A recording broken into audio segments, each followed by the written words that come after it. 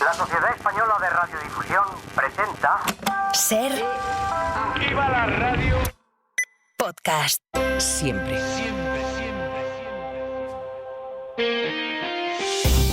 Las 7 de hoy por hoy. Ser Podcast.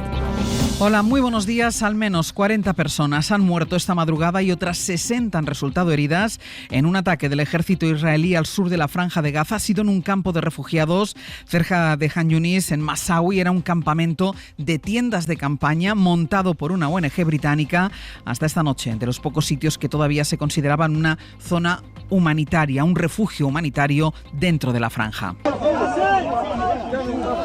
El ejército israelí, bajo el argumento de que allí se escondía una importante célula del grupo terrorista Hamas, ha convertido esa zona humanitaria en un arenal lleno de socavones que alcanzan incluso los 10 metros de profundidad y en los que han desaparecido de golpe familias enteras que han quedado atrapadas. La mayoría de las víctimas son mujeres y niños a los que todavía a esta hora los rescatistas siguen buscando, palpando cada centímetro de esas laderas de arena porque no tienen los equipos para excavar en esos agujeros enormes. Isabel Fernández Pedrote, buenos días. Hola Ángeles, buenos días. Ha ocurrido mientras las familias dormían.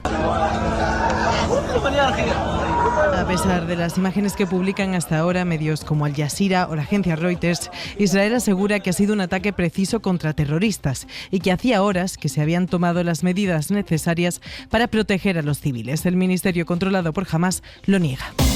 En este contexto tan delicado, con dos grandes guerras abiertas y una de ellas en suelo europeo, el presidente del gobierno, Pedro Sánchez, está de viaje oficial en China. Busca calmar los ánimos en el gigante asiático ante una posible guerra comercial. Y en este contexto geopolítico y económico global debemos trabajar juntos para resolver las diferencias a través de la negociación. Con espíritu de diálogo y de colaboración debemos buscar soluciones que sean beneficiosas para todas las partes. En concreto, para evitar las represalias sobre el porcino español, ahora que Europa ha endurecido los aranceles al coche eléctrico chino. Ayer mismo, el expresidente del Banco Central Europeo, Mario Draghi, propuso cuadruplicar la inversión del Plan Marshall para recuperar la competitividad europea. El otro gran reto está en la gestión de la crisis migratoria. Alemania acaba de comunicar a Bruselas que a partir de la semana que viene blindará todo su perímetro fronterizo terrestre. Esos son 3.700 kilómetros con controles policiales para hacer frente, dice, a la presión migratoria y al riesgo de ataques islamistas. Después de la reciente debacle electoral del tripartito del socialdemócrata Scholz y ante el auge de la ultraderecha, el gobierno alemán se rinde a las exigencias de los ultras y amplía los controles fronterizos. Se ampara en una excepción al espacio Schengen, que está resultando ser más común de lo previsto. El plan de Scholz contempla incluso devoluciones y países como Austria ya adelantan que se niegan. Corresponsal en Berlín, Carmen Viñas. La medida del gobierno tripartito busca calmar a conservadores y representantes regionales horas antes del segundo encuentro sobre la política de asilo alemana, en el marco del atentado de Solingen, el auge de la ultraderecha en el este y a 2 semanas de otra cita clave, las elecciones en Brandenburgo. Los conservadores han amenazado con levantarse de la mesa si no se produce un rechazo total en la frontera, medida que también reclama la ultraderecha, pero que choca con la legislación europea.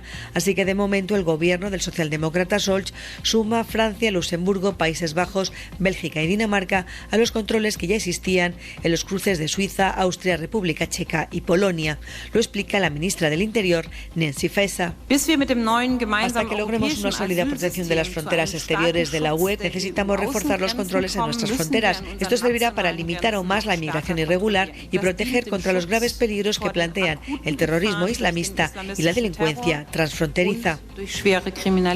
La medida incluye la posibilidad de rechazar en la frontera a quienes porten documentación falsa o no dispongan de visados de acceso a Alemania.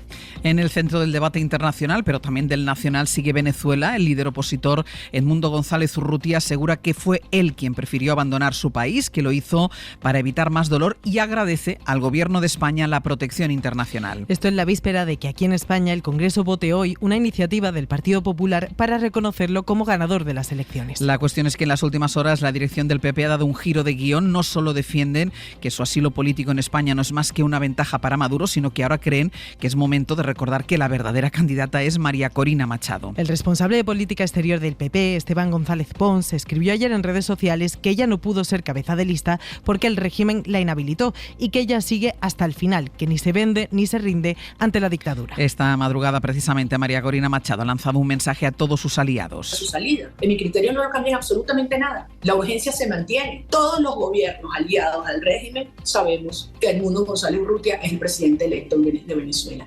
Y lo será, esté en Venezuela o esté en cualquier parte del mundo. La propia María Corina ha convocado una concentración aquí en España frente al Congreso para que los venezolanos pidan ese reconocimiento. Así que esa será hoy la imagen en el Parlamento, a las puertas venezolanos pidiendo el reconocimiento de González Urrutia como presidente dentro de la votación impulsada por un Partido Popular que ahora marca distancias con él. El PSOE no votará a favor de ese reconocimiento, pero sí contemplan apoyar algunos puntos de la propuesta del Partido Popular. Es martes, es 10 de septiembre. Hoy por hoy noticias. Ser Podcast. Y acabamos de situar en qué punto está el debate sobre la gestión migratoria en Europa, pero aquí en España, en un martes en el que la agenda política está hasta arriba, la llegada incesante de migrantes a nuestras costas vuelve a estar sobre la mesa. Hoy se reúnen Alberto Núñez Feijóo y el presidente canario Fernando Clavijo. Han retomado la buena sintonía después de la crisis abierta entre Canarias y el Gobierno central por la tutela de menores y a pesar de que fue el Partido Popular el que tumbó la reforma de la ley de extranjería.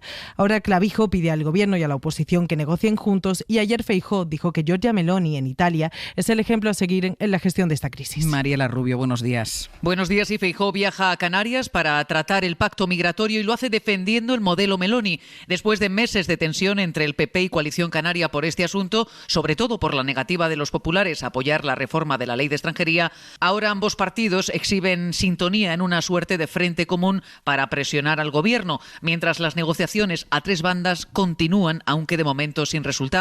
El líder del PP, en las horas previas a este encuentro, insistía en que la primera ministra italiana ha gestionado mucho mejor que Sánchez el problema de la inmigración. Iremos a Canarias y esta semana espero irme a Grecia a tener una reunión con el primer ministro griego a hablar también de migración. ¿Por qué los griegos o los italianos han bajado el número de migrantes irregulares que entran en sus países? Meloni ha gestionado la inmigración mucho mejor que Sánchez. Aceptémoslo, es la verdad. Tras la reunión que tendrá lugar sobre el mediodía, está prevista la comparecencia tanto del presidente canario como del líder del PP.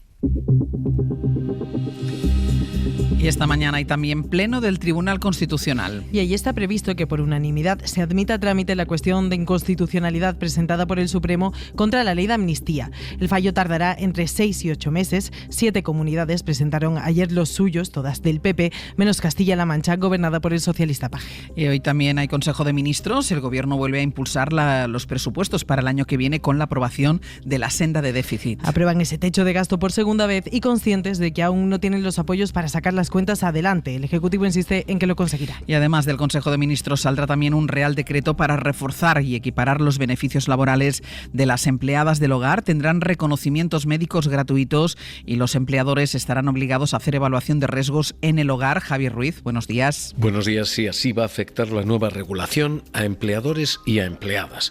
Para los empleadores, las personas que tienen servicio en casa tendrán que realizar una evaluación de riesgos para la seguridad y la salud. ¿Y cómo se hace eso? Con una herramienta del Instituto Nacional de Seguridad y Salud en el Trabajo que colgará en la página web del Ministerio en el plazo de 10 meses. Una vez publicado eso, habrá 6 meses de plazo para hacer esa evaluación. Esto para empleadores. Para las empleadas, si se detectan situaciones de riesgo, se les reconoce el derecho a interrumpir su actividad y abandonar el domicilio sin que pueda considerarse eso una renuncia. Y además, para las empleadas que lo soliciten, se les reconoce el derecho a un reconocimiento médico, como el chequeo que ofrecen algunas empresas. Ese reconocimiento será gratuito y correrá a cargo del Sistema Nacional de Salud. Se hará como mínimo una vez cada 3 años y esto, dice el texto, sin coste de funcionamiento y sin que suponga un incremento de gasto público.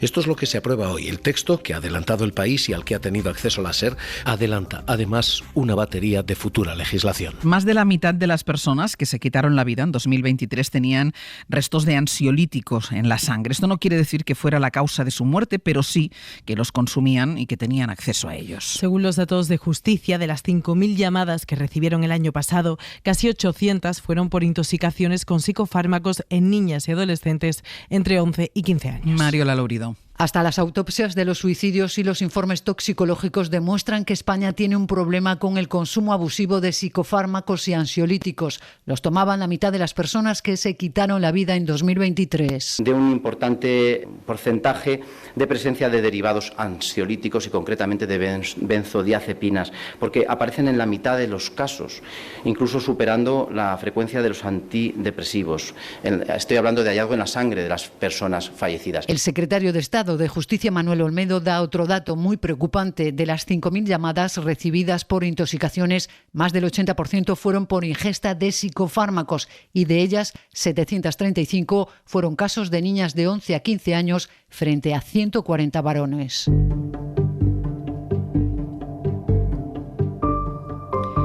El gobierno británico va a liberar hoy a 1.700 presos condenados por delitos menores para reducir la saturación de las cárceles de ese país. El objetivo es que esa cifra llegue a los 5.500 presos antes de octubre, a pesar de las advertencias de algunas asociaciones por los peligros que conlleva. Hay además cientos de víctimas de esos crímenes que no saben que van a ser puestos en libertad antes de tiempo. Corresponsal en Londres, Lucas Font. Más de 1.700 presos saldrán hoy martes de las cárceles del Reino Unido. Son más del doble de los reclusos liberados habitualmente en toda una semana, una decisión que el gobierno laborista considera necesaria para garantizar el correcto funcionamiento de la justicia en los próximos meses y que atribuye a una mala gestión del anterior gobierno conservador. A partir de hoy, los presos que hayan cumplido al menos un 40% de su condena podrán ser liberados. Es un 10% menos de lo fijado anteriormente, aunque el Ejecutivo asegura que no afectará a las personas condenadas por delitos graves. Hay ciertas categorías que están obviamente excluidas, entre ellas las personas condenadas por violencia doméstica, terrorismo y delitos con violencia, ha asegurado a la BBC la secretaria de Estado de Asuntos Policiales, quien ha insistido en que los reclusos estarán en libertad bajo fianza y que volverán a ingresar en prisión en caso de cometer algún delito. Pero algunas organizaciones han mostrado su preocupación por la posible liberación de agresores de violencia machista condenados por otros delitos, algo que aseguran tendrá graves consecuencias para las víctimas.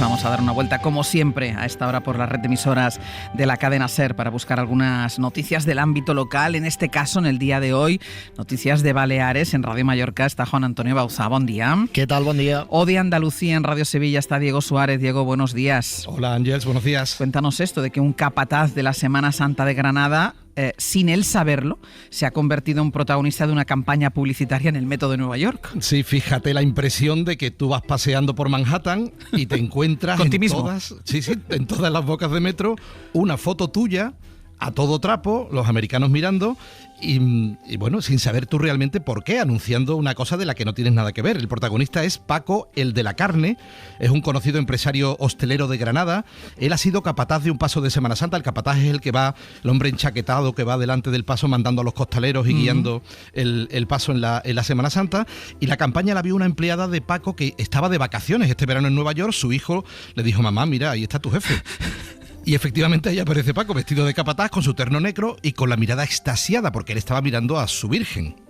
La anécdota graciosa, pues me llama y me dice: eres súper famoso. Y digo: sí, ¿por qué? En todas las bocas de metro de Manhattan, del centro de Nueva York. Pues mira, lo que sale cada 3 minutos, esa foto la conocía yo de antes, era el padre de Remedio, pero bueno, todo esto lo han quitado y han puesto el metro detrás, pero yo salgo, ahora estoy, creo yo, más guapo, ¿no?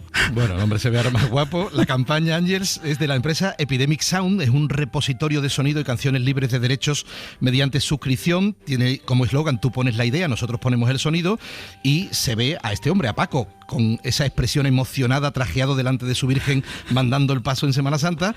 Y la verdad es que, bueno, pero pues, Paco no ha visto un duro. Claro, ahí es donde viene ahora la segunda parte. El hombre está medio en serio, medio en broma, pensando que a lo mejor tiene que pedir derechos precisamente a un repositorio que te dice que por suscripción tú puedes coger todos los sonidos y todas las imágenes que quieras, libres de derechos. Claro, claro.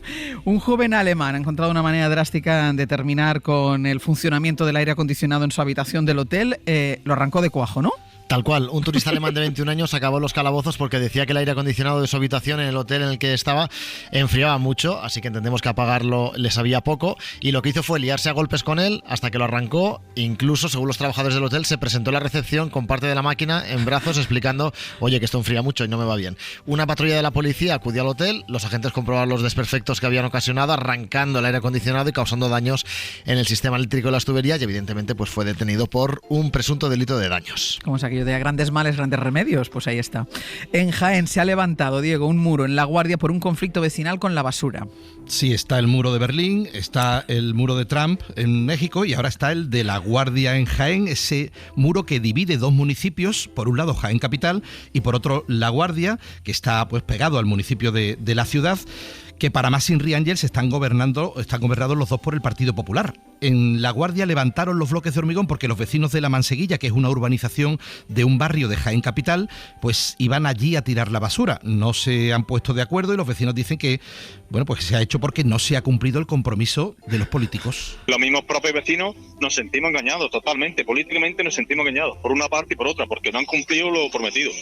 Ya lo que pasa es que Juan Murillo dice que ¿dónde está el escrito? Vamos a ver, si es un político y un político te dice blanco o negro, o te dice que te va a poner contenedores, yo creo que la palabra de un político no hace falta que te dé por escrito. Bueno, pues parece que tal y como está el patio hace falta por escrito, firmado, compulsado, con la presencia de un notario. En fin, en unos días se espera que se desbloquee el asunto y caiga el muro que divide ahora mismo este barrio. Estoy viendo la fotografía del muro que divide ese barrio. Un restaurante de Mallorca, Bauzá, se ha salvado, podemos decir, después de pedir clientes a través de las redes sociales. Sí, tal cual, es una historia que, como la que os he contado antes, leemos en el diario Última Hora, la historia de Julen Collantes, que el pasado 1 de septiembre, bajo el usuario de Twitter Chino Vasco, colgó el siguiente tuit: hola, necesito vuestra ayuda, mis padres tienen un pequeño restaurante en Palma y este verano ha sido bastante flojete. Hoy, sábado 31 de agosto, no han hecho ni 20 euros. Me gustaría poder ayudarles a darse a conocer un pelín más. Y dicho y hecho, vamos, básicamente se han multiplicado los pedidos, el local se ha llenado de rostros conocidos de la casa y de muchos otros nuevos. Dice la madre de Julen, Edurne, responsable del local: hemos pasado de la decepción a la locura. Llevamos a tope desde el domingo un tuit que acumula 12 millones de reproducciones y 21.000 retweets y 58.000 likes. Esa es la parte buena de las redes sociales, que también la tienen. Bauzá, Suárez, gracias. Hasta luego. Hasta luego. Vamos ya con la recomendación cultural para empezar el día. Pepa Blanes nos propone una novela. Detrás de las fotos cookies, de los buenos presagios, de los vídeos de consejos de belleza, de recetas sanas, de ejercicio para adelgazar en tono rosa, Instagram también esconde una cara B, pues genera, como dice la escritora Sheena Patel en su libro Soy Fan, unas dinámicas perversas entre los influencers y sus fans, y además una situación de vacío en aquellos que no son igual de cools como las fotos que ven en esa red social. Decía la autora que quería reflejar la frustración y la obsesión de muchas mujeres jóvenes en Instagram, una red social que premia lo visual y que nos dice cómo debemos ser y comportarnos. Es lo que denuncia en su novela, donde una joven se obsesiona con la expareja del hombre con el que mantiene una relación tóxica. Le sigue en sus redes sociales y no deja de mirar los stories de su perfil. Si nos fijamos en los números, su arco de popularidad es muy sólido, con una trayectoria muy fuerte. Veamos su esfera de influencia. ¿Cambiaré esto? Un libro que pone humor a eso que contaba la serie Black Mirror sobre la vigilancia y el control que ejercen las redes sociales, donde a priori todos somos libres. Pero la novela es también un retrato generacional del papel que ocupan las relaciones y de la necesidad de que alguien nos dé el visto bueno, ya sea en persona o con un like en Instagram. Para no perderte ningún episodio, síguenos en la aplicación o la web de la SER, Podium Podcast o tu plataforma de audio favorita.